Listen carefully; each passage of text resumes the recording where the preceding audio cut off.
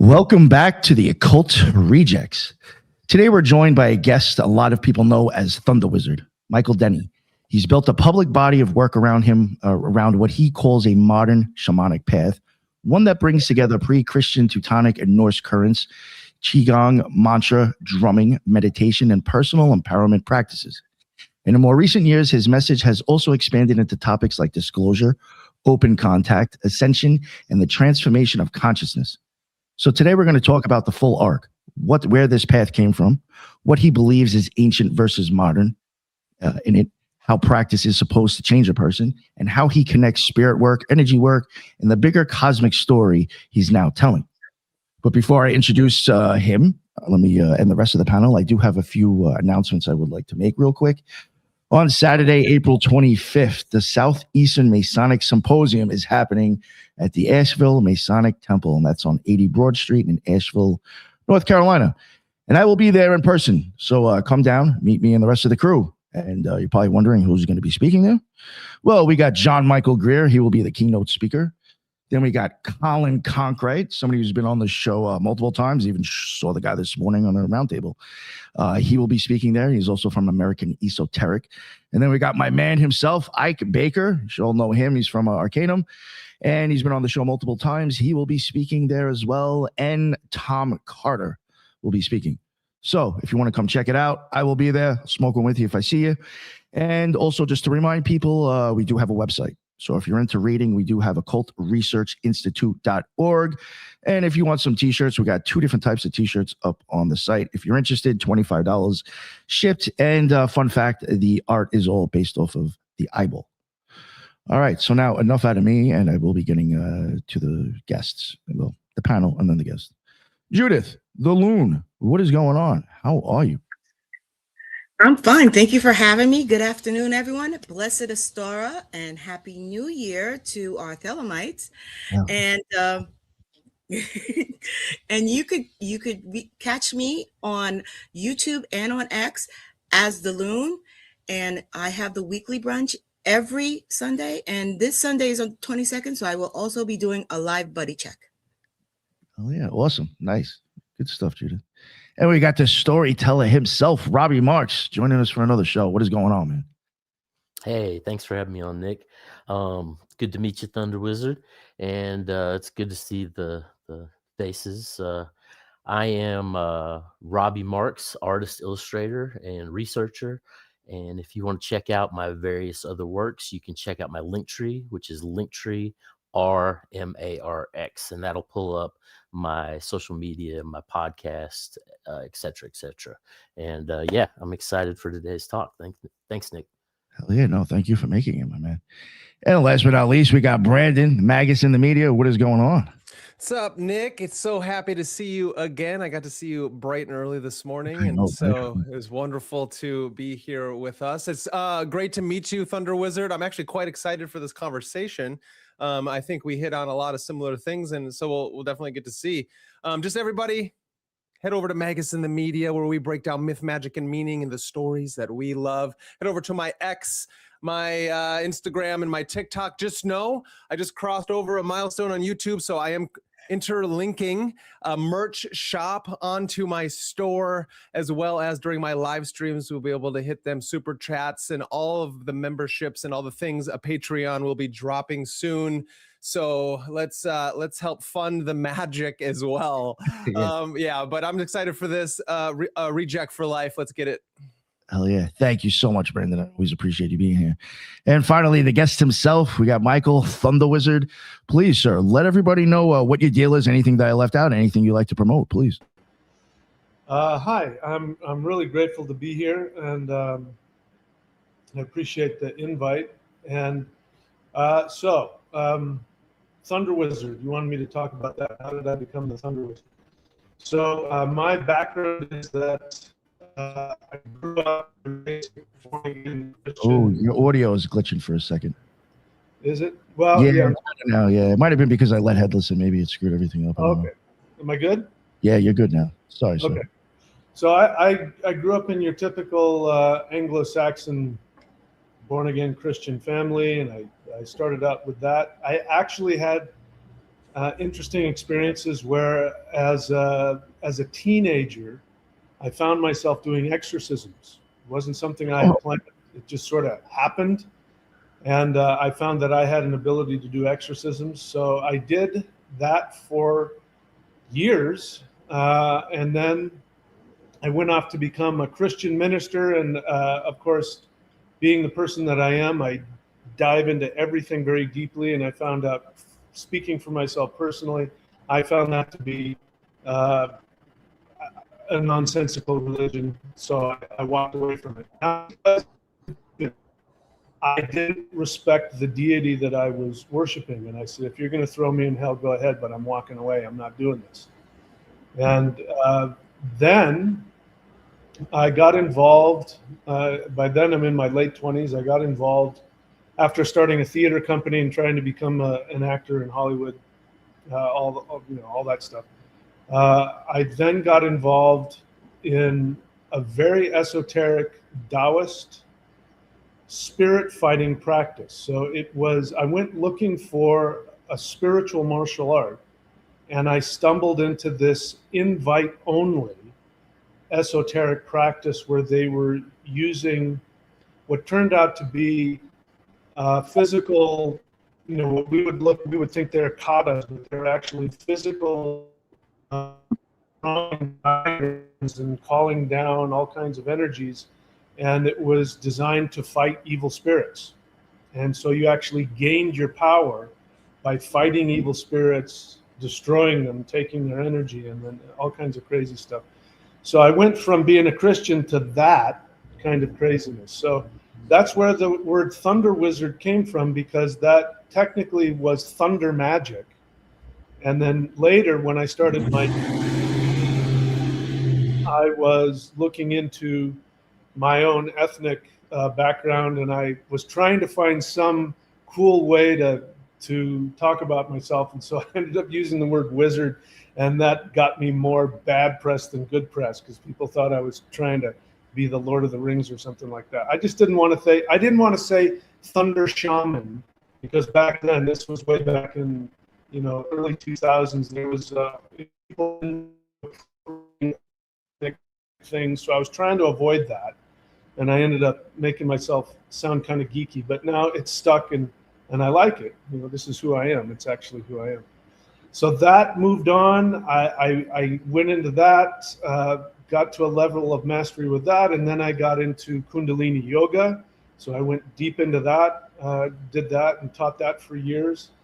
And then I got into Yoruba shamanic drumming. I went to a drum circle, and I didn't buy into that. I'm not into that new agey crap, whatever. And something in me just came out, and I didn't know what I was doing. And I said, where can I learn this? And some guy said, I know a guy in Los Angeles. His name is Baba Ayo Adayemi. Go check him out. So I went, and when I walked into his studio, this is this craziest thing. I walked into his studio, and his back door was open, and a breeze came in and picked up a flyer, and the flyer flew all the way over and landed into my hand. It was for a drum class. And he goes, yes, so you are here to learn. So I trained with him, and then I found another Yoruba shamanic drum master, and I trained with both of them. And so I reached a level of mastery in that, which was really powerful. And those rhythms were specifically designed to open up portals and bring down the orishas, which would happen on a regular basis. I remember one time I was teaching a class, and we were doing one of the songs, and people start doing this, they start looking around the room, and the song, people say, did you hear that? I heard people laughing. And the other person said, no, somebody came in and walked through the door and walked through us. No, I heard a monster screaming. And so this is the kind of stuff that I started learning. So fast forward to now, which is the stuff that I'm really focused on now. In between that, I went back and I actually went and studied my own ethnic background. My ethnic background is Norse. And so I got into runes and working with the Norse deities. And anyway, I wrote a bunch of books on that. If people want to know, I've got like 25 books of all the stuff that I've done. MichaelWilliamDenny.com, DENNEY. If you can't get through to that, you can just look me up on Amazon. Anyway, I got a bunch of books. What has happened recently? So I'm trying to fast forward to where I am now.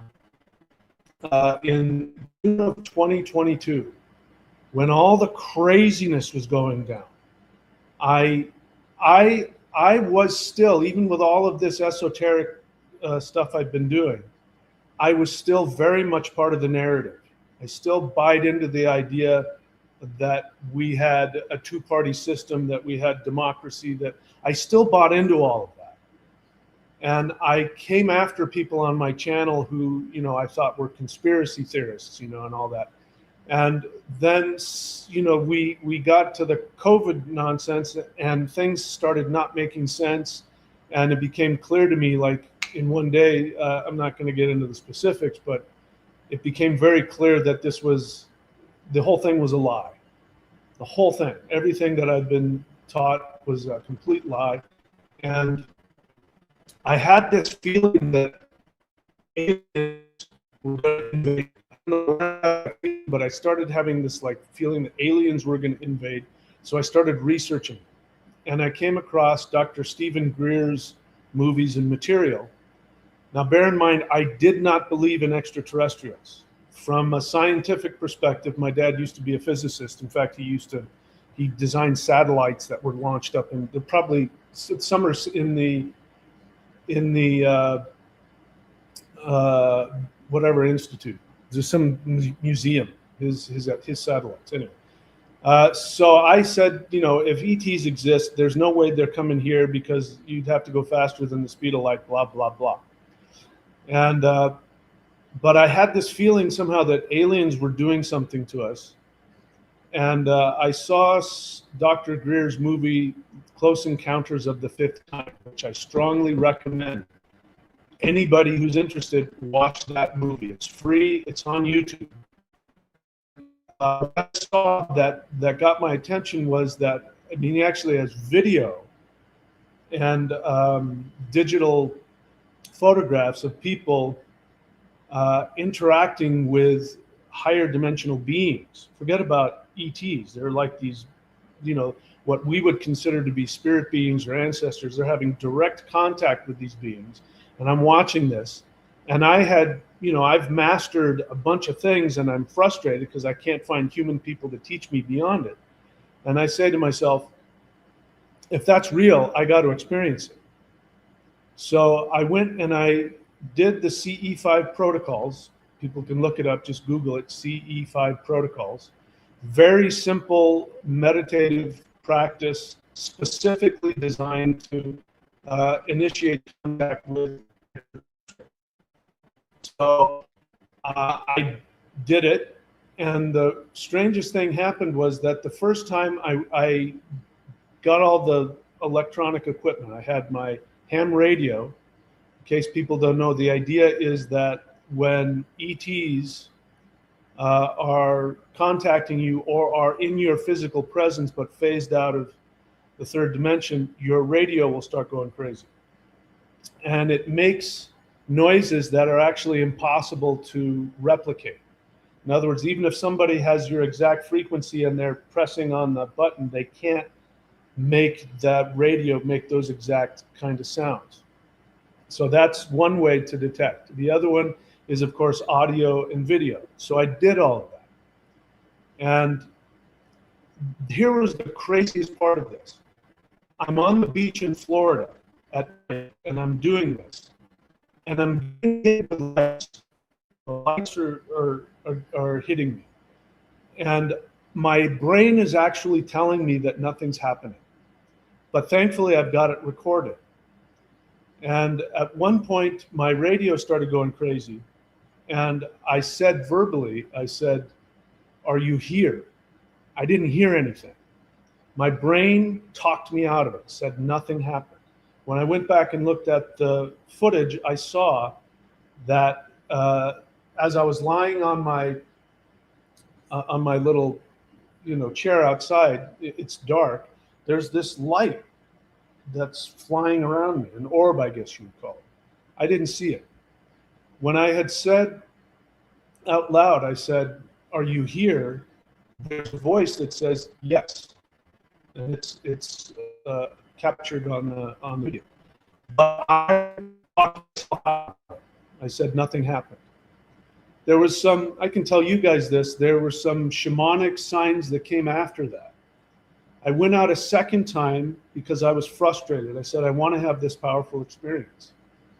And so I did the CE5 again, and I started having this little fantasy in my head that I was talking to these people. I called them moon people, but they were short beings that were wearing what looked like turtlenecks. They were bald, and they had pale skin, and they were very happy and nice people. And so I'm imagining, I think I'm imagining this in my head, and I say, would you like to come and talk to me? And their response was, we would love to, but we can't. You're too guarded.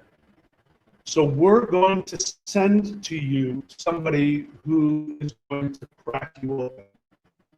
And so that fantasy left, and I went, and I talked myself out of that.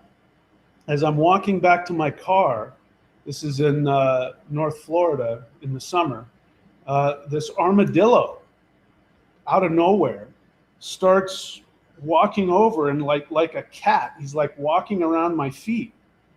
And I'm saying to the armadillo, hey, pal, you better move it. I don't want to step on you. I don't want to drive over you. And he's like following me around. And then he finally leaves. He goes out into the street. And I say to myself, wow, I hope he doesn't get run over, right? So this is in my complex. The next day I get up, I drive back to the beach. And sure enough, somebody had run over that armadillo and cracked him wide open. Like somebody had taken a crowbar and cracked him open.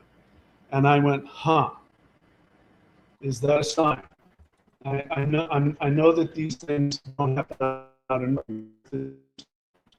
And this is exactly what ended up happening. The next time I did CE5, I started, I did the same thing I always did. My radio went off. I got kind of freaked out, and I'm waiting. I'm looking up in the sky, looking for some ship, which doesn't arrive.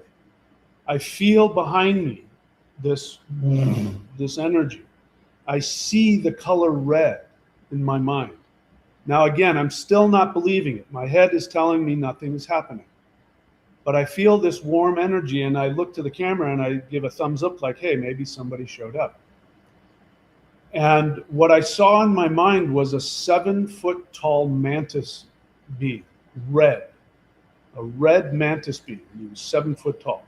My eyes, I couldn't see anything, but in my head, that's what I saw.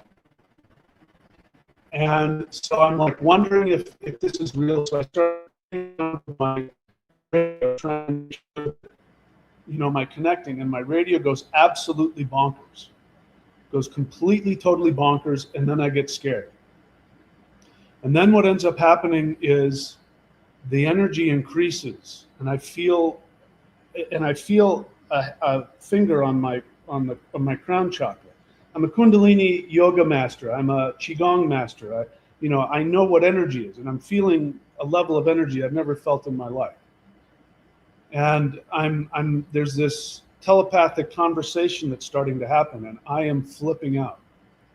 Not because anything bad is happening, but just because the thought of a 7-foot tall, higher dimensional mantis being from another planet is in my Florida room with me was more than my brain could handle. On top of that, I am feeling so much intense bliss and love. Ironically, it is creating intense fear in me because I'm so blocked off. I'm such a tough guy. I've got all my feelings all wrapped up inside. And this being is just melting that and getting to me in my deepest emotional center. And I go outside looking for his ship, which of course I don't see.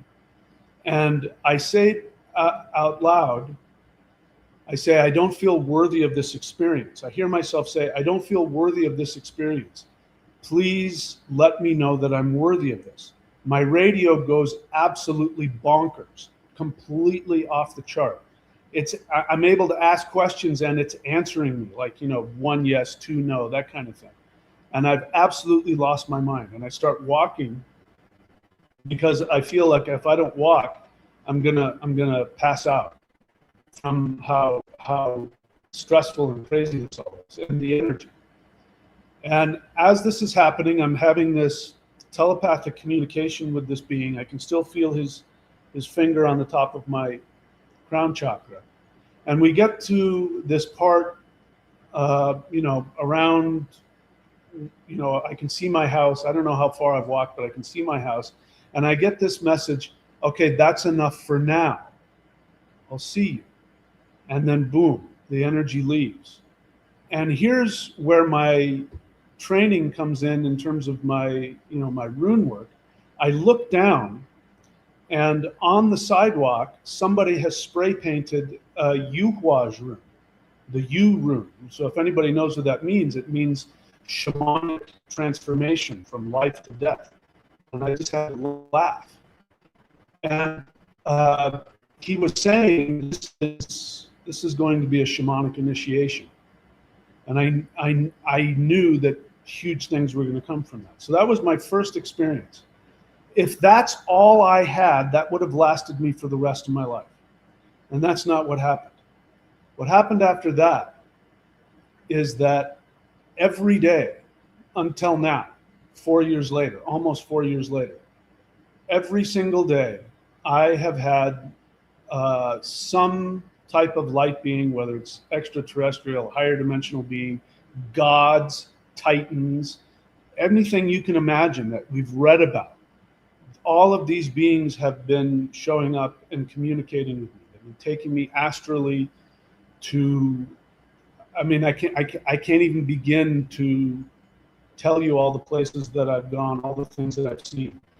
The most recent thing that is blowing my mind is that they've been taking me back to Atlantis, and they've been showing me what happened as Atlantis, why Atlantis fell, and all of the craziness that happened and what's happened since. And the most recent one is they've been showing me that's what has created all of the destructive religions we have now. All of the destructive religions we have now are people's karmic soul memories trying to work through what happened in Atlantis. And of course, they're misinterpreting things, and they're coming from their wounds, and they're projecting all of their soul pain. And that's where this idea of the evil God and Yahweh and blood sacrifice to be saved and all of that. That's where all that stuff comes from. It comes from us on a soul level trying to figure out how that happened and getting over our own issues. Anyway, I was trying to squish everything into as much as I could. There's a lot in there, but anyway, I'll open it up, and I'm happy to continue the discussion. One thing I just wanted to ask you real quick, I'll go back a little bit, just because I'm interested. I think I heard it myself. I'm pretty sure me and Headless were listening to it when we were at that last event. But what does those CE5 tapes actually sound like? What goes on with those things? Well, CE5 is just a simple protocol. And really, I can tell you what the protocol is, and then I'll tell you why it does exactly what it does. Okay. So CE5 is very simple.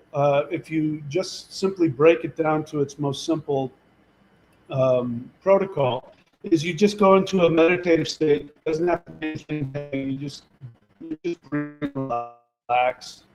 Then what you do is you simply imagine. You don't have to overdo it. People overthink it. Just simply imagine that you're leaving your body and that you're rising up above through Earth's atmosphere, and you imagine that your astral body goes out past Earth's atmosphere and magnetic field. And then you hang out there, and you simply send out a mental invitation. And you say, if there are any doesn't matter what you call them, ETs, light beings, whatever word you want to use. If there are any beings out here that want to communicate with me, I am here. I would like to talk to you. And then you wait. Sometimes people will have an immediate experience. I didn't, by the way. I had no experience. Nothing happened. I threw out the mental invitation and nothing happened. So you throw out the mental invitation, you wait a little bit, see if you have an experience. Whether you have an experience or not, then you imagine that you're going back down to Earth atmosphere and you're saying, follow me back to my Earth physical location. And the idea is that you're vectoring them to where you are. You come back into your body and you wait. You wait for whatever. You wait for a ship to show up. You wait for a feeling. You wait for an experience. You wait for a message. Lights appearing. You wait for something. And sometimes nothing happens. Truth is, things are happening. You may not know it. Sometimes you see it immediately. But it's very simple. Just go up out of Earth's atmosphere, come back into your body, and wait. One thing I do, one thing that just came to mind when you were talking about, like, I guess the visualization. I was thinking on me and Headless heard somebody was doing that CE5 thing where we were.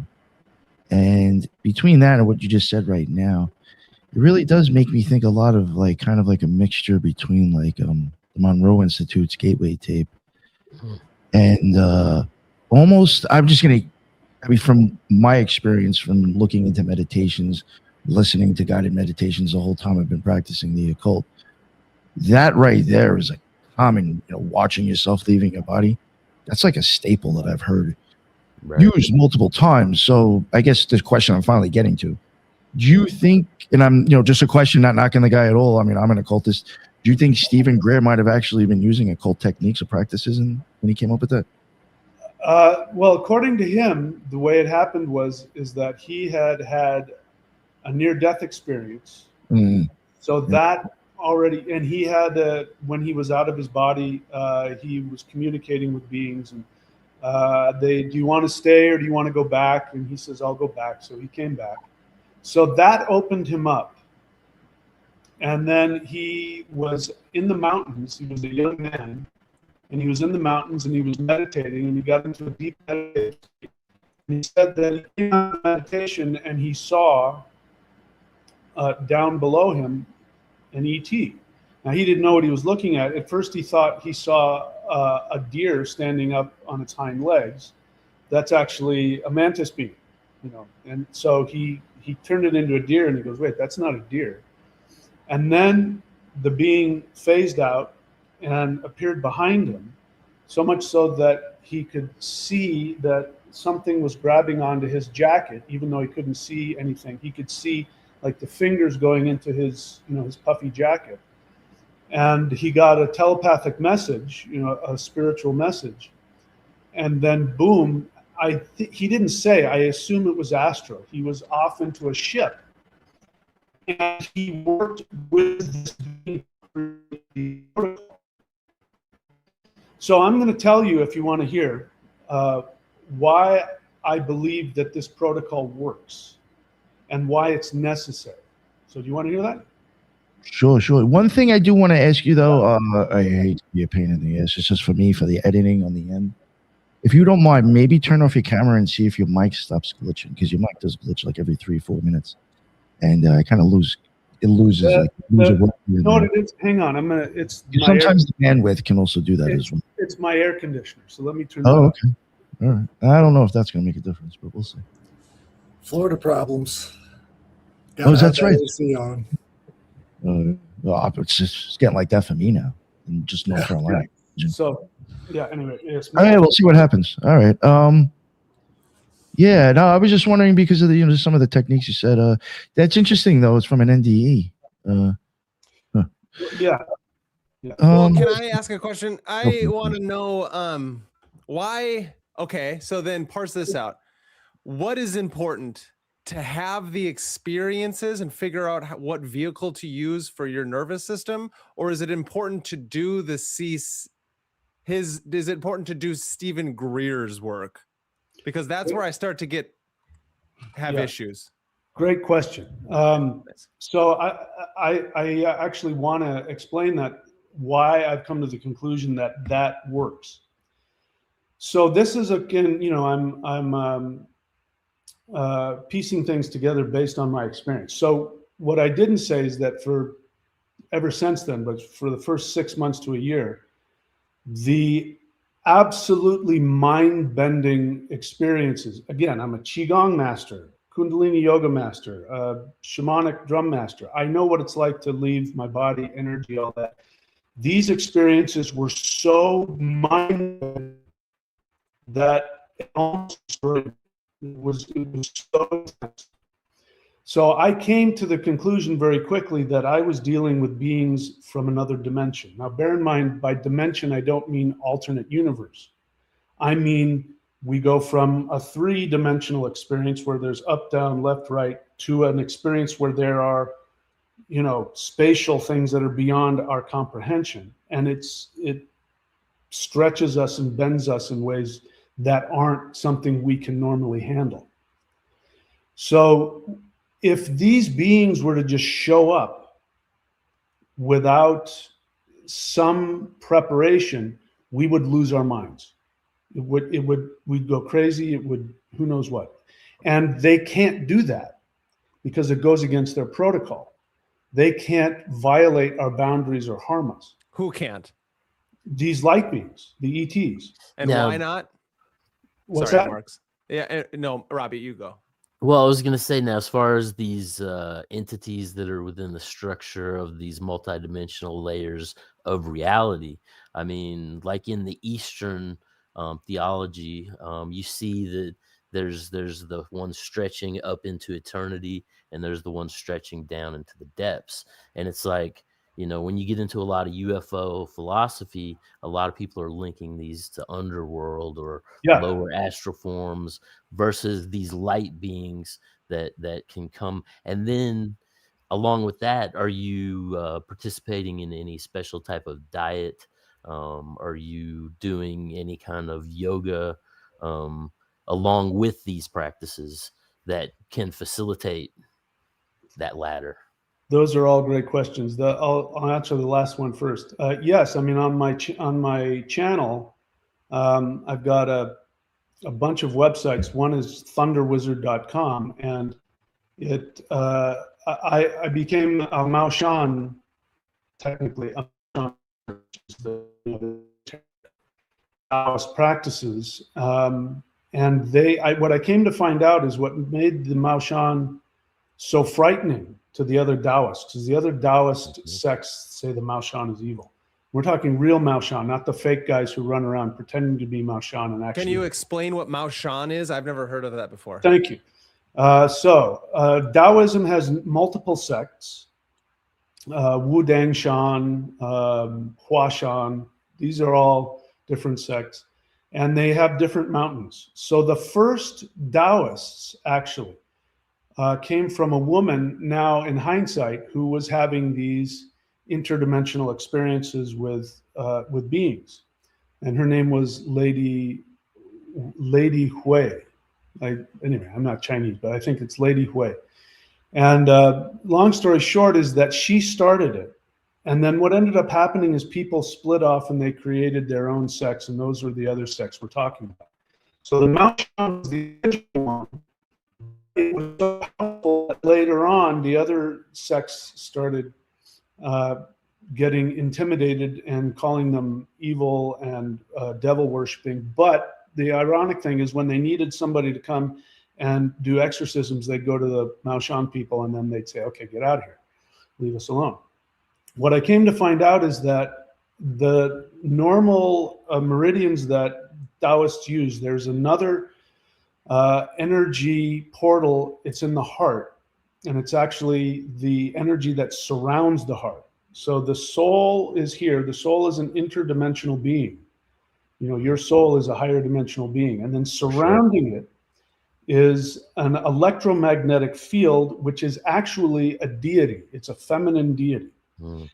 This energy is so powerful because if the soul were to get out, it would tear apart the third dimension. So, and the other one is that the third dimension is so harsh that it protects the soul from the harshness of it. So this power, people learned how to access that and then expand it outwards through their meridians, and this is what gives them the power to fight demons with their bare hands. Right, right. So like if I walk into a haunted house, I can destroy that demon with my physical energy. I don't need they're to known as sorcerers, Taoist sorcerers. Right. Yeah. So normally the Taoist sorcerers, they have to do the thing and eat this and say this and call this, and right? I can go in there and do it myself. And that's because this energy portal was a secret up until now. So I've been. And where did you go train this? Like I said, when I was in my 20s, I got invited to an invite only. I know. How did that? Yeah, that's great. Where? That was in Los Angeles. Okay. That's no longer there. I think there are some guys in Hawaii who might still be teaching it. I don't know them. But I'm just gonna give me 1 second. I need Nick to hear this. So I just looked up Lady Hui Huoxin on Wikipedia, right? It says in this, I'm going to read just 2 sentences. An aristocrat from the Jin dynasty and a celestial master practitioner, was the first leader of the Shang Qin, which is the Mao Huan, is he's talking about, school. Yep. This is the part you're going to like, Nick. And I like this too. 3 decades after her death, from 364 to 370, Yang Ji was believed to have had revelations aided almost certainly by cannabis, and received scriptural and hagiographic literature from Zhenren Jian, who brought him into a visitation experience. And so I find that I'm just saying there's something there. Eaters. Yeah, hash eaters of those time frames. And so it's really fascinating. And you don't know this about me, ThunderWizard, but I myself, I've trained in Chinese Kung Fu for 20 years now. And myself teach Tai Chi and Qigong and Hung Gar and Wing Chun. So I can share with you some specifics that you'll understand. I would love that. So I learned from the guys that I learned from weren't educated in any of this. They were just guys that learned practices and had powers. I'm telling you, these guys had powers you wouldn't believe. You might believe it because you might have experienced it. But they said that there were 3 centers they worked with, and they said it was Qi, Shi, and Yi. And because these guys didn't really know a lot, they knew the practices and they had the energy. I went out and tried to educate myself, and I said, "Oh, they're talking about Jing, Qi, and Shen." They weren't. I came to find out they weren't. Oh, really? That they would say that was a lower practice. Okay. That the higher practice is the Qi. So you start with the Qi is the electromagnetic energy surrounding the Shen. Yep. So the Shi surrounds the Shen, and then Yi is the intent. Yeah, the intentional mind. Yes. Yeah. Yep.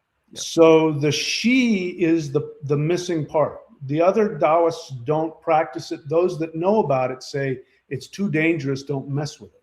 Oh. So that's the difference. Instead of putting all that energy into saving your semen and then having it go up the spine. Yeah. Instead of doing that, they went this would be a left-hand path. They went straight to the forbidden electromagnetic energy, which was the feminine, and boom, release that. Now, here's my experience. The right-hand path, which is the normal Jing, Qi to Shen, takes years. And you get benefit at the end, but the danger is you get wrapped up in your own ego, thinking that you're accomplishing something. So you spend a lot of time, you have to not do this, you have to follow these rules. That's what you pay to get that. But the safety is you don't lose your mind.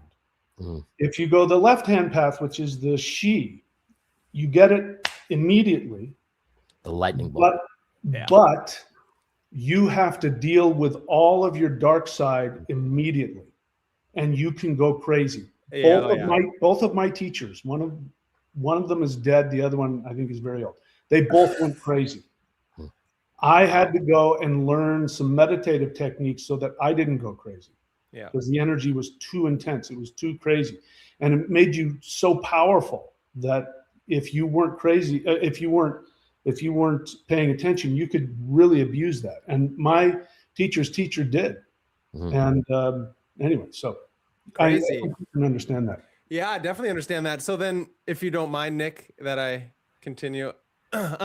So then what's fascinating is I want to go back to Stephen Greer and his C16 stuff, is that the question I think Robbie was kind of getting at the same time, and Nick is that, isn't it fascinating then that Stephen Greer isn't teaching you how to do a banishing ritual? He's not teaching you how to protect yourself from the higher levels and lower level beings, let alone knowing that these interdimensional beings most likely are trickster spirits trying to. That's an assumption. That's an assumption. Yeah. Oh yeah, and I'll make an ass So out of you all day I want to address that. I want to address that. Okay, nice. So what I wanted to get at is I want to get to why CE5 works and why that specific protocol works. Nice. As I was saying, that these beings, these higher dimensional beings, I'm going to go with the assumption that they are. Please. That they're good beings. Yeah. Right. These higher dimensional. We're going to steel man the argument. Yeah. These higher dimensional beings are so powerful that our third dimensional frequency can't tolerate it. You don't understand what's going on. So like if they just appear in front of you, it'll destroy you. It's just too much energy. So what this protocol does, what I've learned is that the Earth is its own frequency. So the electromagnetic shield of the Earth actually keeps the third dimensional Earth frequency intact. And so higher dimensional beings coming into that disrupt that. Now, I'm of the belief that we are shifting to a different world, so all of those rules have gone away. Which is why in the past we had angels, we had ancestor spirits. They come in a form that we can tolerate. Right. Now they don't have to do that. They can show up as they are. Higher dimensional mantis beings with powers that'll blow your mind, that flip you the fuck out. They can do that. They can do that now because the rules are gone because we're shifting. I wanted to bring that up real quick. Let me continue because I want to address some things that were said. So the reason why you go out, first you have to go out of Earth's atmosphere because now you're no longer in the third dimensional frequency. Now you're in an open frequency. Now they will not contact you unless you ask to contact them because it's against their protocol, because if they do, it's going to mess with your third dimensional reality and they're not going to do that without your permission. So you ask, is there anybody out there that would like to communicate with me? Then they go, oh, great, I can talk to him now. They'll communicate with you. Then you bring them back. So you're vectoring them back to your location. Now, that's not really what's happening, but it gives them permission to come into your third dimensional frequency. And you're ready for something you don't understand. So when it does happen, you flip out, but at least you know what is going on. So I think that's why the Dr. Greer and the ET protocol, not because the ET need you to vector them back to your location, you know, like Spock is looking through okay, I see him down these coordinates. That's what you think is happening, and that helps you mentally accept it. Yeah, because get there, but this allows you to have as safe a possible connection as you possibly can. Now, I want to get to your assumption that, and it's an assumption that we're tapping into the, you know, like David Icke, the fourth dimension, and they come and the evil archons and all that. I just want you to know real quick that is definitely not my assumption to the David Icke thing. No. Our assumption mostly on this panel is going to be from the occult assumption that there are more things like goetic entities or demons that are more like the unconscious lower desire and animal drives that are trying to tap into reality and possess us, so to speak. Okay. So again, I'm an exorcist. So I've actually seen demons I've seen people transform into demons. So I can tell you that those demons exist. Now, here's what I've learned as a result of interacting with higher dimensional beings, that those beings are third dimensional or second dimensional. Right. Once you go above the third dimension, it is literally physically impossible to vibrate at a level of what we would experience to be evil. It is impossible to do that. You would shift down. So these beings, the reason why you can trust them is because from a selfish perspective, they're not going to do anything that's going to be harmful to them. And I'll give you an example. This is, I forget the guy's name.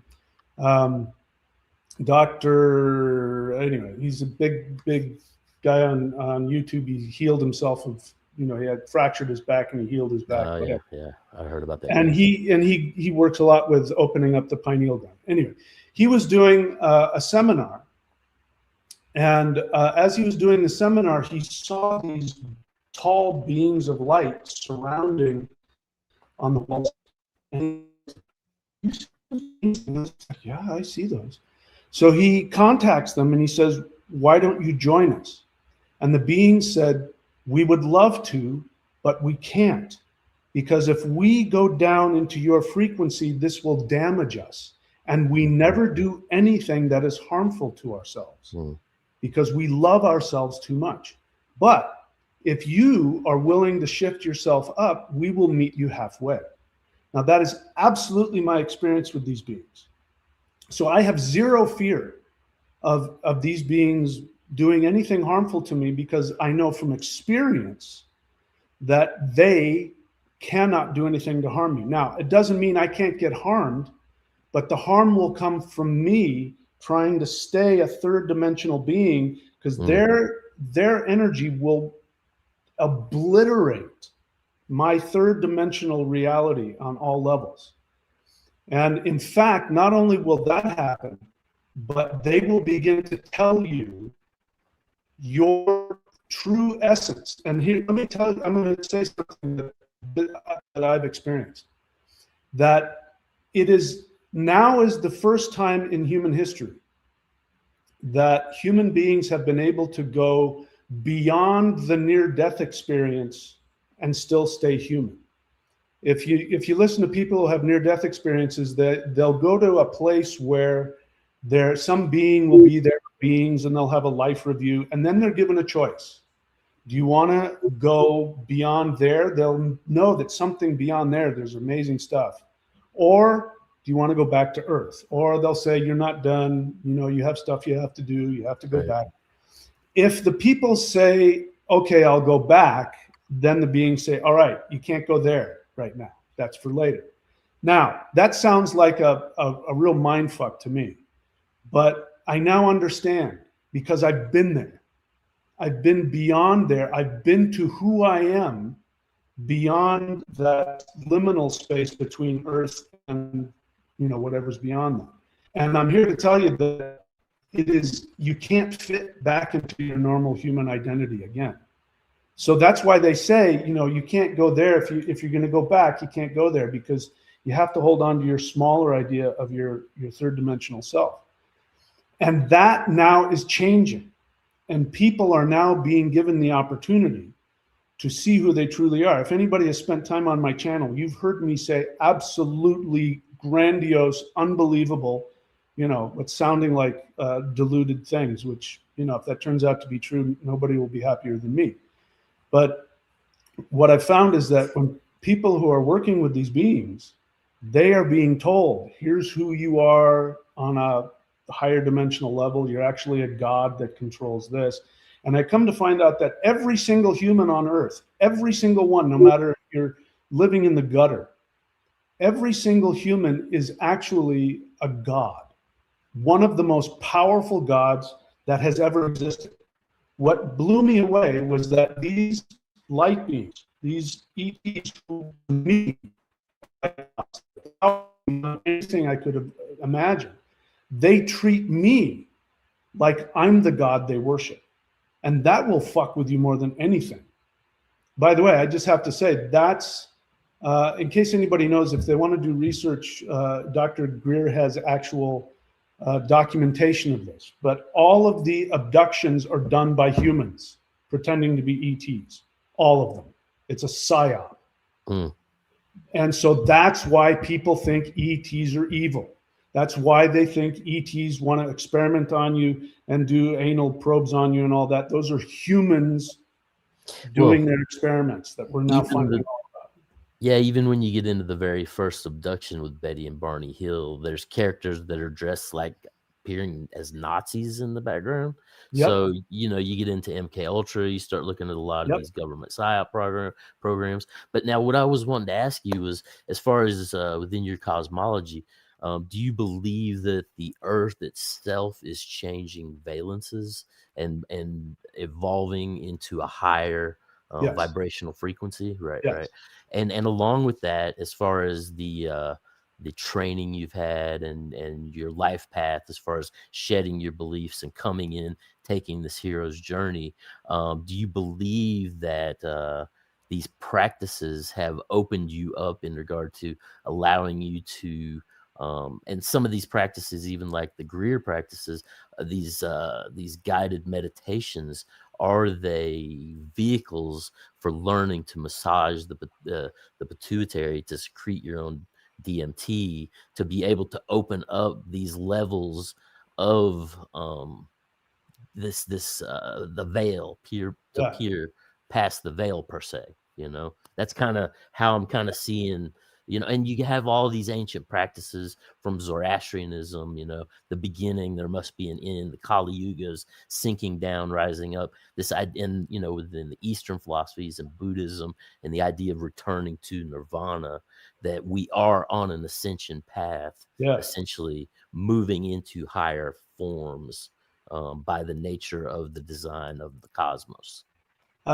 You nailed it.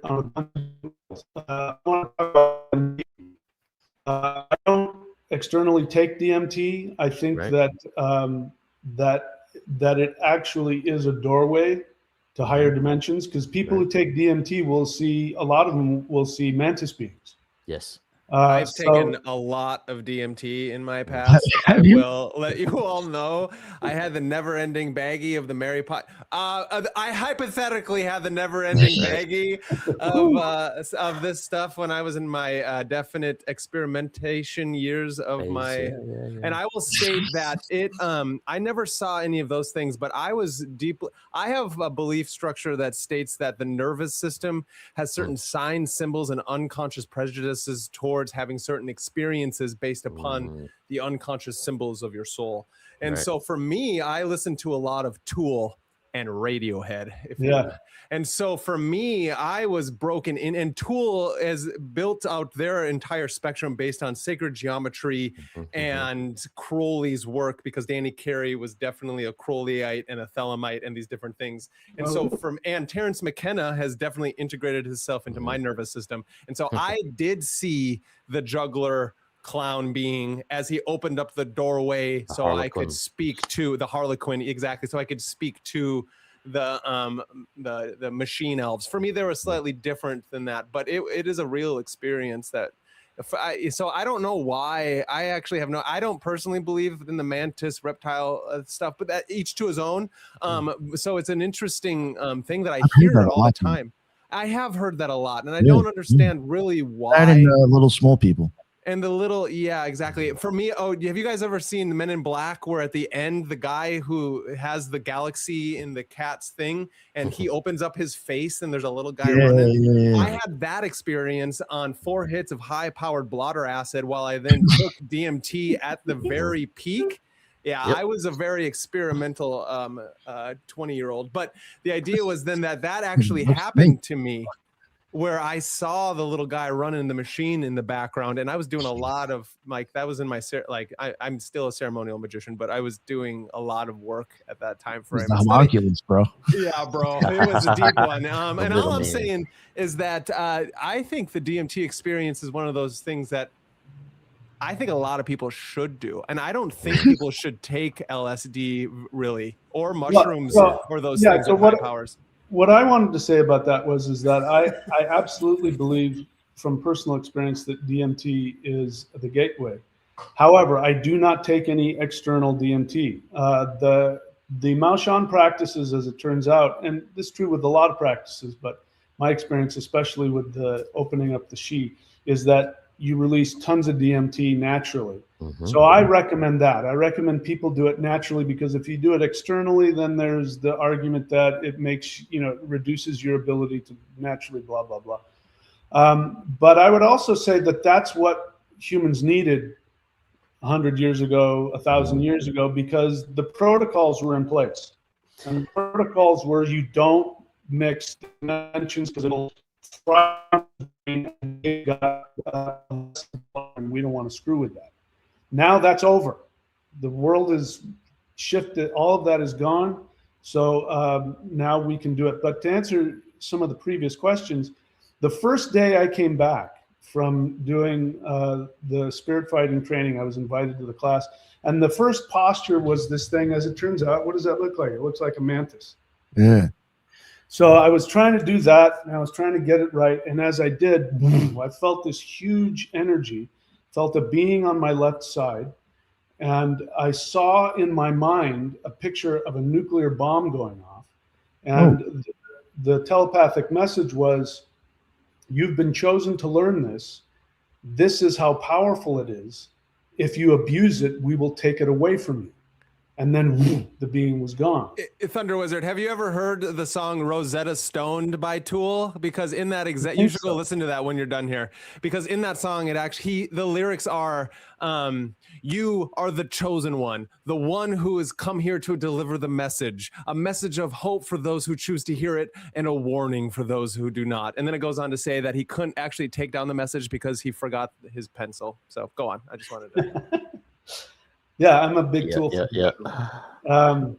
So I think I was answering one of your questions. So yes, I believe that I was chosen to learn all of these different techniques, because these are all different energy pathways. Kundalini is the spinal column and the nervous system, and the chi is the chi meridians, and the shi is the heart of the heart portal. And so all of those things allowed me to survive what I went through. So I thought that everybody who did CE5 was going to have the same intense experiences that I did. Now, I had been showing up every day, all day. I'd be asleep and I'd wake up. There'd be just energy flowing through me, and my eyes closed, I can see these beings around me, working on my body. I open my eyes, I can't see anything. This was happening every single night. I'd wake up. One night I woke up and my foot was in the air and it was being twisted because my body was being adjusted by some unseen being. And I'm being told who I am, the God that I am, before I came here. And I'm being shown the history of, and all this crazy stuff. And I went crazy. I lost my mind. And I came to find out that they had to do that with me because of the work that I'm supposed to do. Not everybody has to go through that. I thought everybody went through that. but no, everybody's different. Everybody's got their own path. And as it turns out, I got a huge amount of karma I have to make up for. So they had to download as much as they could, as fast as they could. And it almost killed me. Anyway, I don't know if I answered all of your questions there. I had a quick sort of rejoinder. So a lot of these mantis beings actually appear throughout history. We've got the Southern African San and Co. The mantis considered a manifestation trickster deity, supernatural force associated with the creation of the world and revered for its praying posture. Again, just like you were saying, the praying posture. Ancient Egypt, the praying mantis was viewed as a minor deity or a guide that led the souls of the deceased through the duat. The ancient Iranian and prehistoric petroglyphs in Iran, 4,000 to 40,000 years old, depict a figure with raptorial forelegs and human-like head, often referred to as mantis man, suggesting the ancient merging of human and mantis imagery. Assyrians viewed them as soothsayers, while the Greeks believed they could show travelers the way home, and Native American traditions, the mantis arriving before the creation of man, serving as a symbol of meditation and the cycle of life. So this mantis idea is very, very ancient. Very ancient, yeah. I want to address the question I'm seeing up here. Somebody says, can you elaborate for me? How do you think this works with abductions? So I want to repeat myself. Abductions are real. They do happen. People are physically abducted and experimented on in all kinds of ways, but they are done by humans who are pretending to be ETs. These are the same people that do military abductions. These are the same people that do MK Ultras. This is why we ended up with this. Because what happens? They medically experiment on them. You mentioned Betty and Barney Hill, supposedly the first abduction. Right. These supposed aliens who came supposedly through wormholes from Zeta Reticuli, they wanted to check to see if Betty was pregnant. So what did they do? They pulled out a huge needle and pulled out her.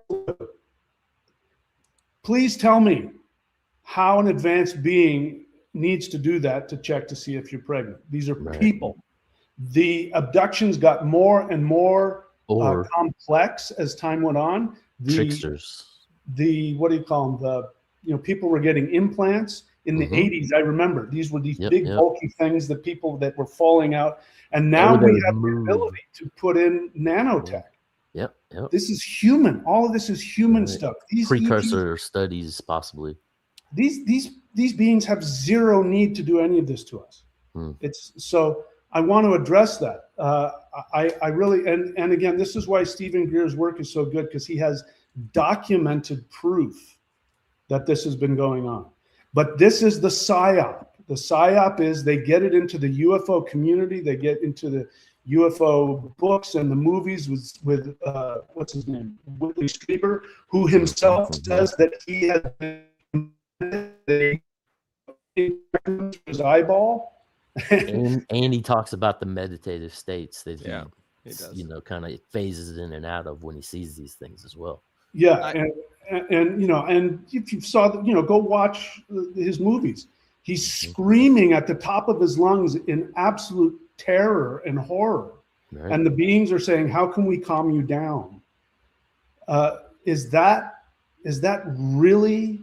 Does that sound like an advanced spiritual, society? It doesn't to me. It sounds like humans.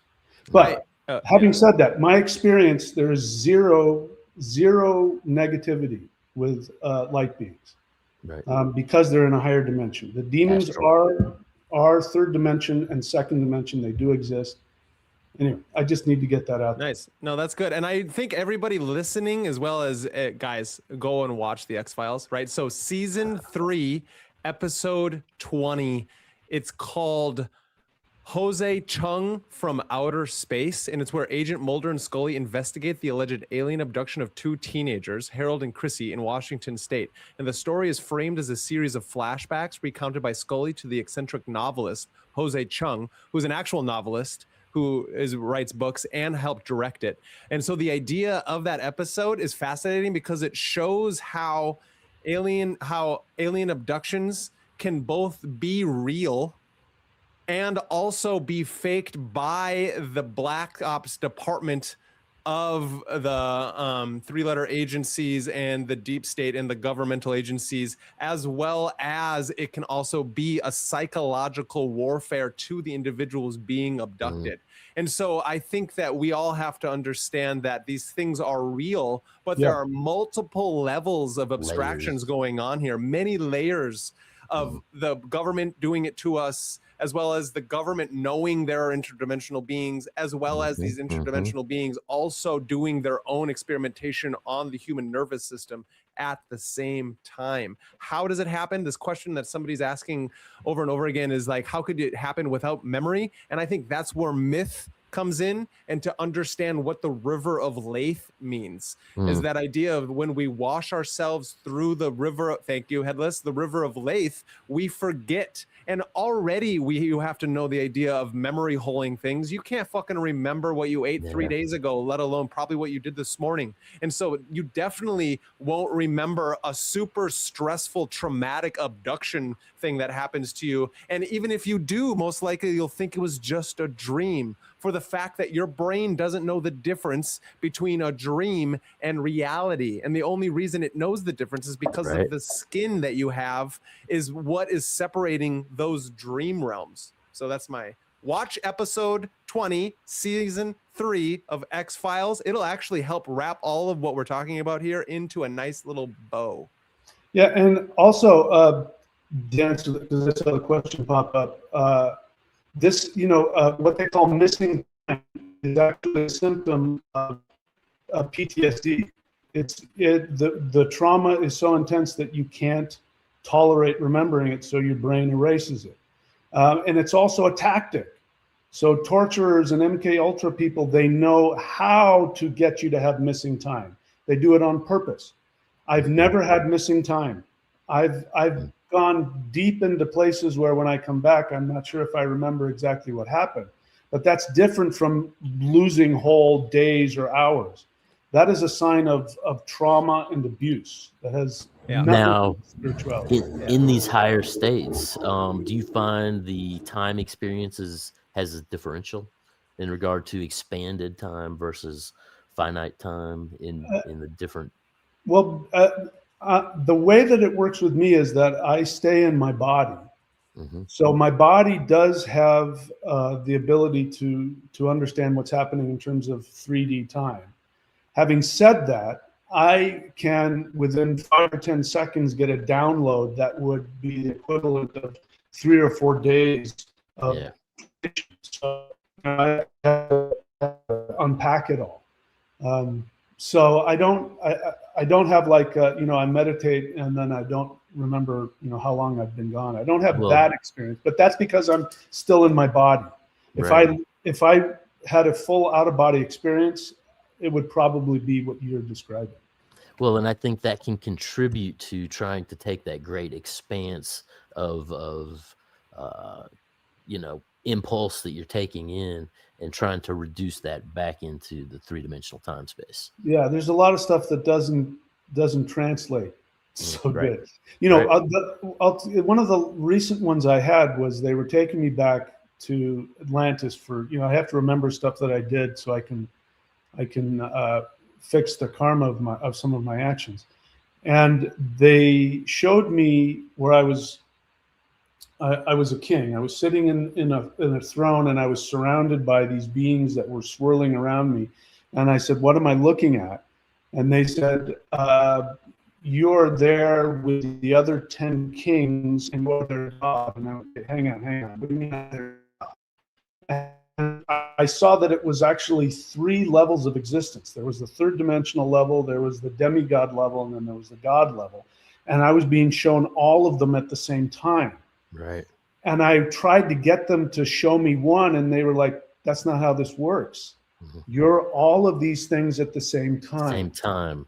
So then I have to go back, and then I have to take one and look at it, and then another one, and then I can put them back together so that my 3rd dimensional mind can understand it. Hey, I want to add another thing to not only us here, but also to the audience listening, is that one of the ideas of how you help your memory is the occult practice, is the Western esoteric traditional practice. And it's in the works of when you're studying Crowley and Thelema and AA and Golden Dawn, all these things. Israel Regardie talks about it. It's the memory palace. And it's one of the huge things that got Agrippa people got mad at Agrippa, people got mad at Eliphas Levi. It's that when you wake up, or before you go to bed, you start recalling everything you did that led you up to that position. So you start at where you're at in bed, you're about to go to sleep, and then you remember, how did I get here?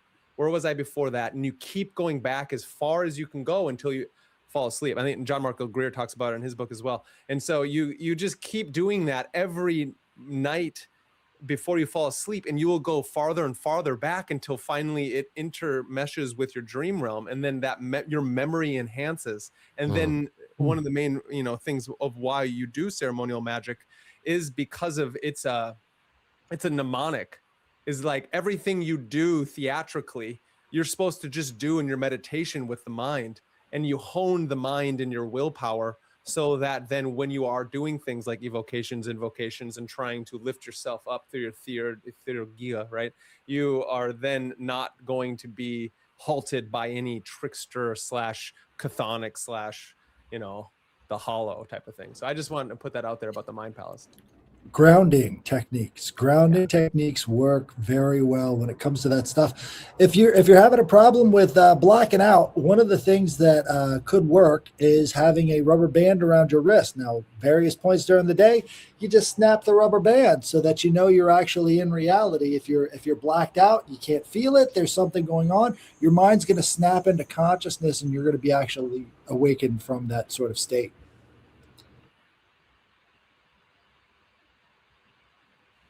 Did anybody have any other questions?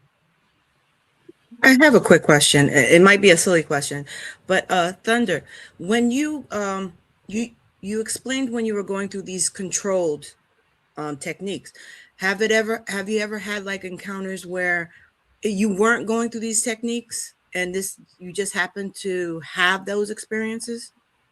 Not at that level.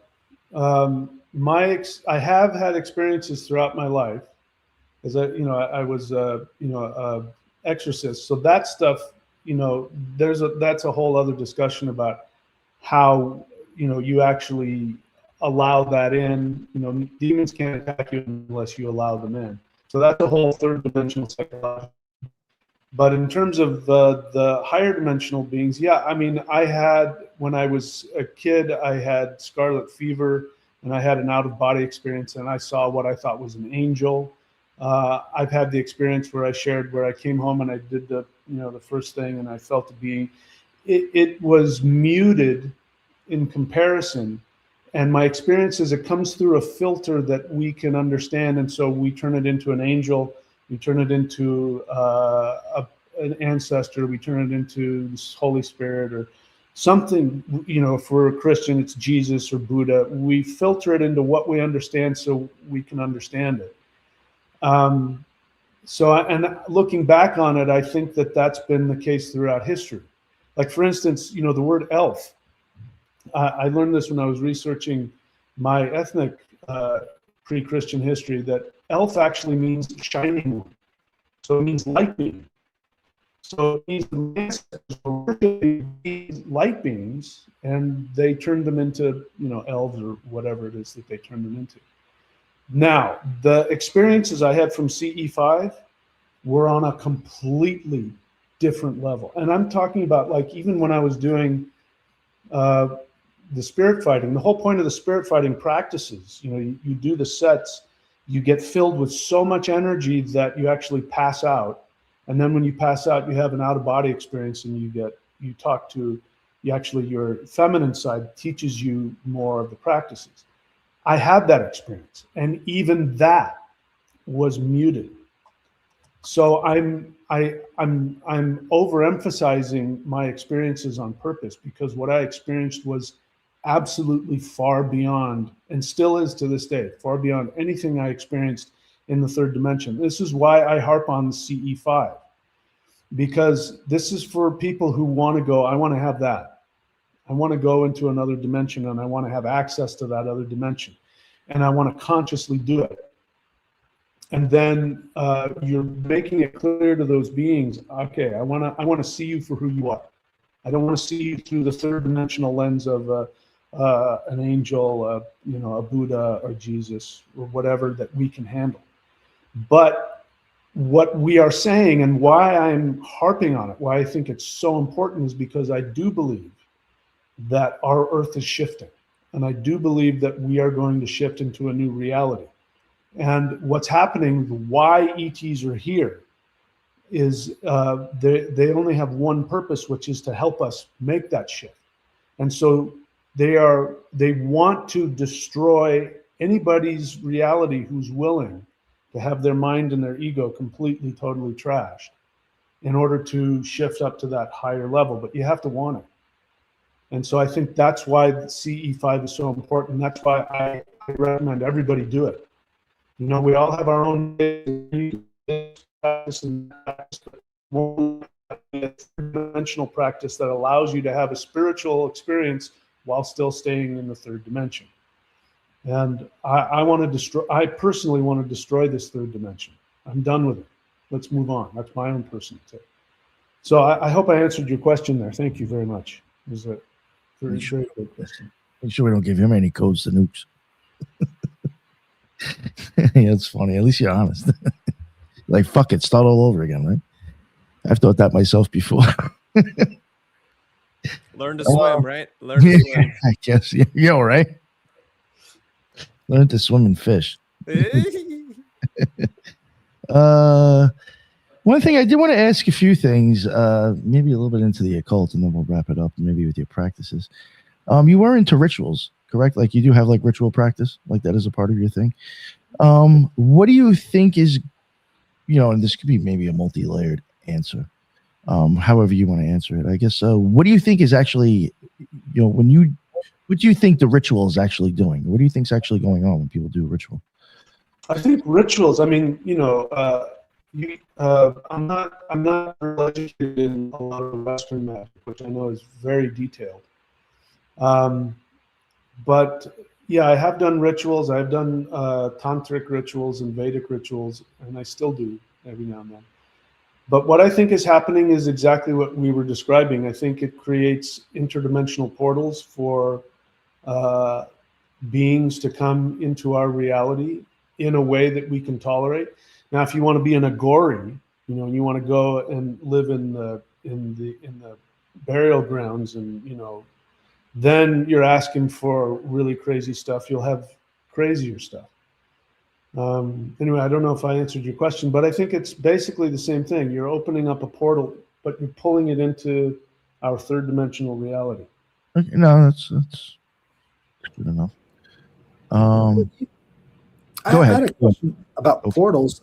So are there any sort of ways that you found that lead you to maybe earth portals or ley line conjunction points that have, maybe more potential for energy? Right now, I'm in California, just outside of Palm Springs, in between the two tallest mountains in California, the San Gorgonio Peak, and my front door, I can see San Jacinto, 12,000 feet above there. So I was led here. I literally couldn't find another place to live. I had to drive all the way across the country to be here, and the entities that are communicating with me are saying this is where you're supposed to be. And it was a result of that these two mountain beings wanted to work with me. And this mountain being here, San Gorgonio, showed up. He's unbelievably powerful. I have to understand this. The way that I'm talking now, I would never talk like this. If I was to hear this 6 years ago, I'd go, "Oh, that guy's so full of crap." But some being showed up, one of the most powerful entities I've ever felt. I mean, and when I say that, the electromagnetic frequency in my body, the power this guy had. So I've come to find out that there are inner earth beings. Some people call them Lemurians. You can call them Fae folk. You can call them fairies, elves, gnomes. I don't care what word you use. But they're a specific race of beings. By race, I mean physical beings. So if you guys want to hear it, this is one of the crazy things that I found out about, in my travels. They tell me, here's how the universe was made. This was one of them. That there were beings who designed the Earth experiment, and one of those beings decided to incarnate on Earth as a human and be here throughout the whole thing. The daughter of that being is a goddess, and we call her Gaia. She said, "I want to be Earth." So she's a person. She's not just like an entity or a power. She's a person just like you or I. This entire planet is a person.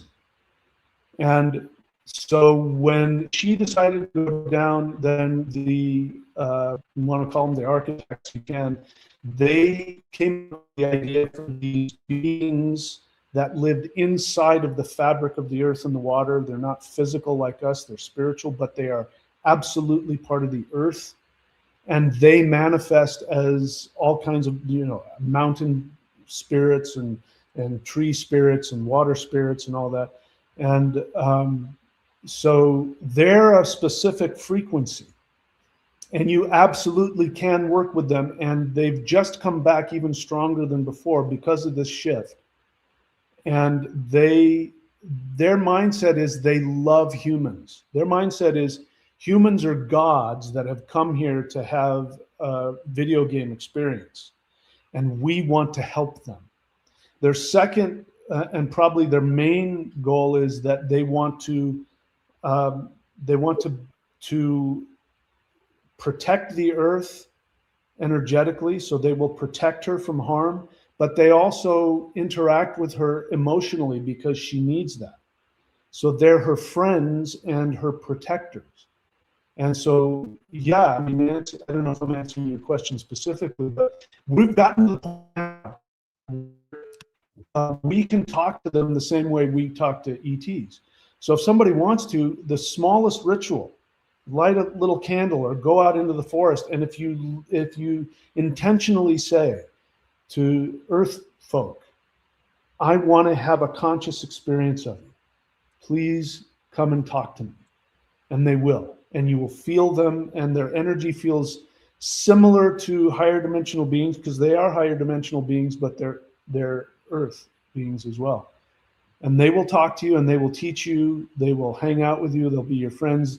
You know, our ancestors used to do this. Our ancestors used to have an empty space at the table for the home spirit. That was one of those earth spirits. And they hang out and they protect the house, and they'll play with your little kids. Your kids will see them. We won't, but your kids will say, yeah, I'm playing, he's this big. And we're moving into a time where we're going to be living in the Lord of the Rings. You know, it's not going to be fantasy anymore. This is my belief. It's going to be real.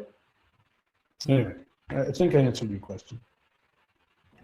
One, I don't know what made me, or maybe because you said Lord of the Rings again. You had mentioned elf before. Yeah. And I don't know why, but whenever I hear of that, I always, and sometimes I do wonder if there's a correlation, not in every time it gets brought up, but even kind of going back to something almost, I know Brandon will probably understand where I'm going with ELF. Yeah, I know that sounds silly, but I have wondered if there's a play off of that. ELF, I don't know what that stands for. It's like some kind of frequency band. Extremely low frequency.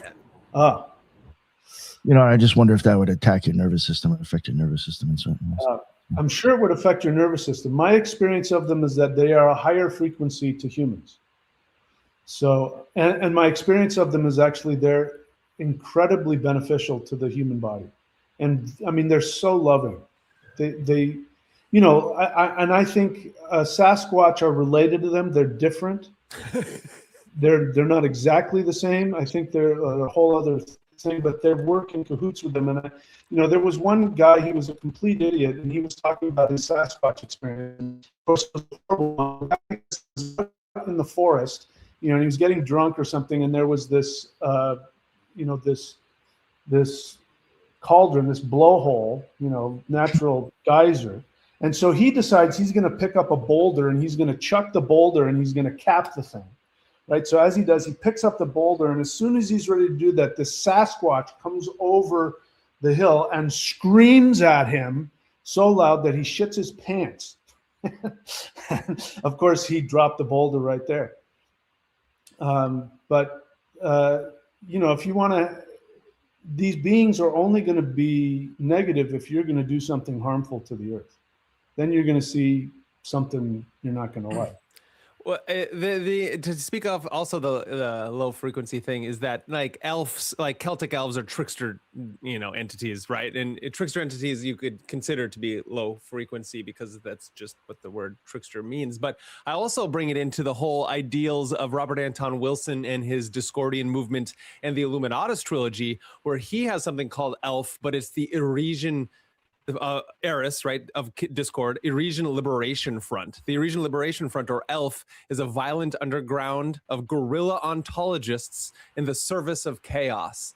elf gorillas deal daily with cosmic entities that would devour their souls if not for the protection of Eris, and who sometimes do anyway. Their lives tend to be short but glorious. They eschew the studious understanding of the paratheo animatistiquehood of Eris esoterica in favor of bringing to bear as much raw divine power as they can against the forces of order. So it's funny how, and to have people understand what guerrilla ontology is, it's like guerrilla warfare, but for ontology is the study of being, right? And so it's like guerrilla ontology is warfare of being, and you have Eris, you know, the goddess of discord. And so the idea of guerrilla ontology, like Robert Anton Wilson is that you don't know, not you, you know, Thunder, you as in the us who are listening to this, we don't fucking know what's real. And I think it's really important that we study philosophy and these different grounding techniques, as Headless was talking about, because there is so much chaos in the world that if we tend to give any objective reality to the visions and nonsense that we actually experience, we will go fucking crazy and you will be taken over by like entities. And so that's my and I think Stephen Greer is a charlatan, but I don't put that against you, Thunder. You can believe what you want. I just think that charging $7,777 for seeing these beings in things like that, he charges out the ass, and I don't fucking understand it. If he wanted to I'll address that. One second. If he wanted to help humanity, he wouldn't charge out the ass. And I know you can download the app and things like that. But. Yeah, so let me address that. He teaches CE5 for free. You know, it doesn't cost anything. He runs a nonprofit where he spends all of his time working behind the scenes to get disclosure out. That costs money. You know, I got to pay bills. I get that. So I don't hold it against him. It hasn't hurt me. I mean, it's benefited me. That's the most valuable thing he has. You know, was absolutely free. Nice. He can do whatever he wants business-wise. Everybody has to make a living. Yeah, it's true. I agree. I think that's. I don't know that that's fair. I hear you, and I don't hold this against you at all. I just have. I know. I've listened to all his things, and I really like a lot of the stuff he's come out with.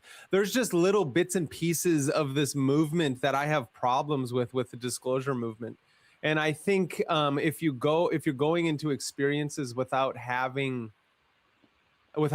some level of grounding and some kind of idea of how to banish or protect yourself, that I don't know. I just don't know. So that's my own skepticism. And like I said, I've taken buttloads of DMT and LSD. So who the fuck do I know? Well, I wanted to respond to the trickster thing. So when I was working with the Norse practices and the Norse deities, I became well versed with Loki. Now, Loki, if you talk to the average person, they're going to tell you he's a trickster. They're going to even, some of the modern neo rune people will say equate him with the devil. And my experience with Loki was actually quite the opposite. And in some of the myths, he comes to this. I think it's the Lokasena. He comes and all of the gods are there, and they're all partying. They're all drinking and having a good time. And he comes in and he says, "Why didn't you guys invite me?" And he goes to Odin and he says, "Odin, we're blood brothers and you didn't invite me." And then what he did is he started outing everybody, telling the truth about where they were lying and the things that they were holding on to. They attacked him and then they strung him up and put him in a cave and all that kind of stuff. But I also want to say, like, for instance, Kali, the goddess Kali. Westerners call her the goddess of death, and that is absolutely wrong. The understanding of Kali is that she's this naked being that has a skirt of severed arms. She has a necklace of severed heads. She's dripping with blood that's coming out of her mouth. And that vision of her is her going to heal her children that are being devoured by their own limitations, fear, self-hatred, insecurity, lack of faith. Those things are destroying them. She is going to take those parasites off, and she's eating them, tearing them to pieces. Now, if somebody's attached, if they're attached to their third dimensional or human failings, when she comes, that's what they're going to see. If somebody is working a spiritual path and they're working to become more detached from their third dimensional frequency, then she's going to come to them as this beautiful young woman. So the idea of a trickster, I think, it doesn't necessarily have to fall into the same category as an actual demon. I don't think we need to conflate the two. So speaking for myself personally, I have no fear of anything evil. I have zero fear. And so I don't do any of that. I don't do anything to banish or protect, because I've got nothing to protect. A demon shows up, I will look him straight in the face. I mean, I feel sorry for him. So I believe all humans can have that. All humans can be that level of power where anything evil comes into your reality, they are going to be very sorry they came anywhere near you, because we are the most powerful gods in existence. If you're a human, you are more powerful than even the gods that we work with. They serve us. This is so revolutionary. This is what I've learned out there. This is what ETs have shown me. So somebody can say, well, he's being lied to, he's being deluded. But my experience is spiritually that this actually works.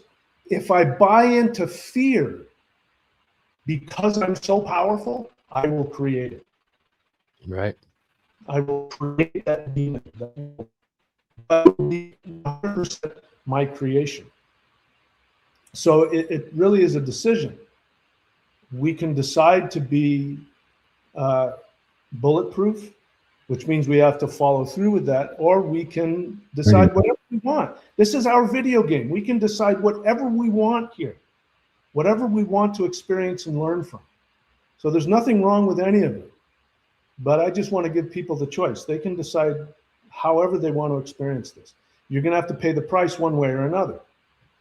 So, that's for everybody to find out for themselves. Anyway, those are just my 2 cents. Take it or leave it. Well said, sir. Yeah, well said. I like that. Anybody have any other questions? It's about an hour and a half. I think we could wrap it up here. Well, I know you have a bunch of books. Well, considering your books and your channel, what is the one thing you hope viewers or listeners get out of your stuff? Well, my channel, YouTube at ThunderWizard, we do live guided interdimensional meditations twice a week, streaming live. Those are in the live section. So if you can't make it, you can just go to the live section. They're free. And this is this is my gift to the world. I want everybody to have these experiences. So this is my way of trying to give it to them.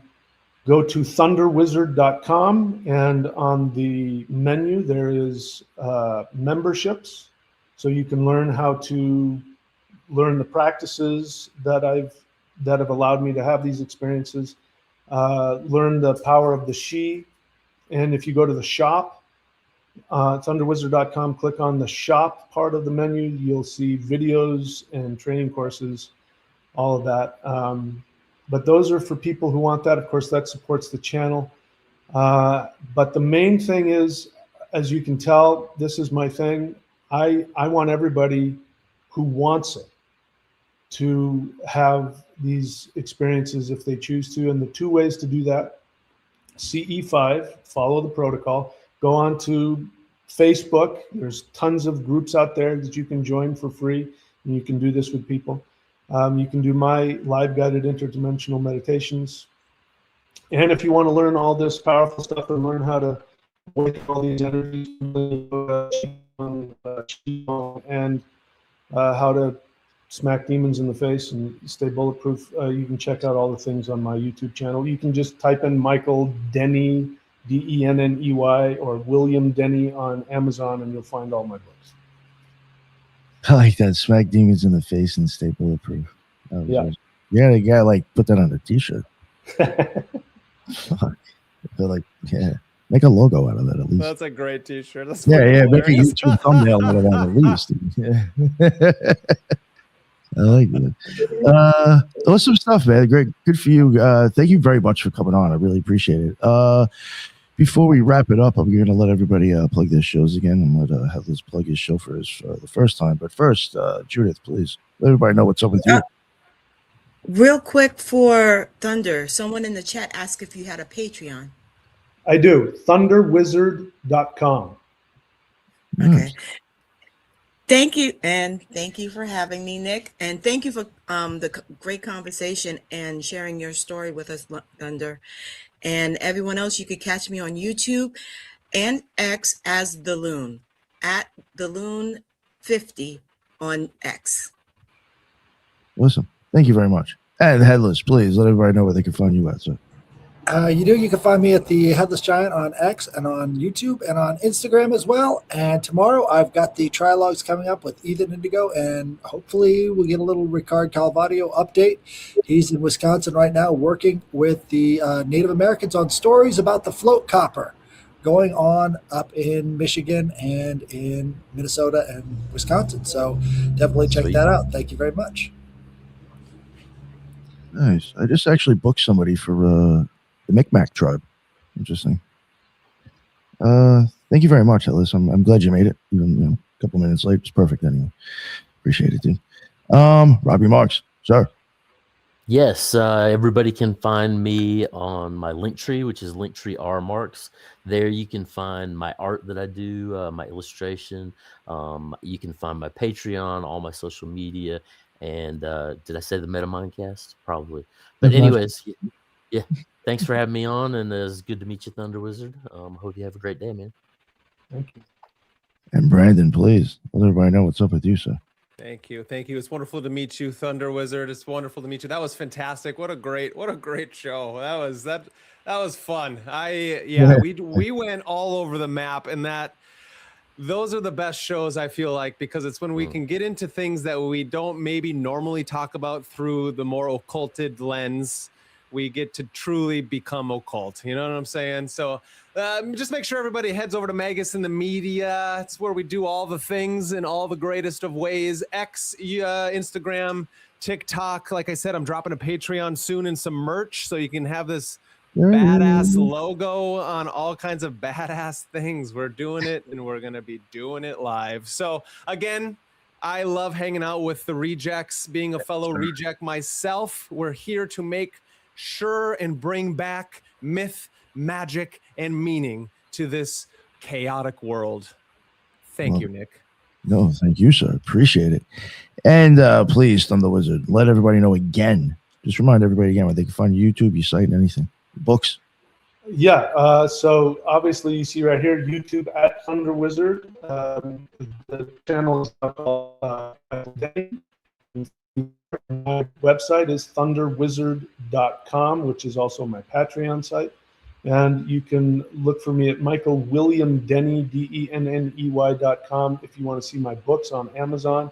If you use Chrome for some reason won't go to that. So you can just go on Amazon and type in my name if you're using if you're using Chrome. And I want to thank you all. Thank you so much for letting me come on, and thank you for, you see now I can't hold back. I blurt out everything that comes out of me, and you guys were great, and you allowed me to just really say everything I wanted to say, and I'm grateful for the opportunity, and I'm here. If anybody needs me, I'm here. No, thank you, sir. I appreciate you telling your story. I mean, you were the guest, so I hope you talk. I appreciate that. It's easier for me. And thank you, everybody who jumped in on the chat. Thank you, everybody who asked questions. That's what's up. I appreciate it. That's why we go live. And until the next one, everybody be well. Later.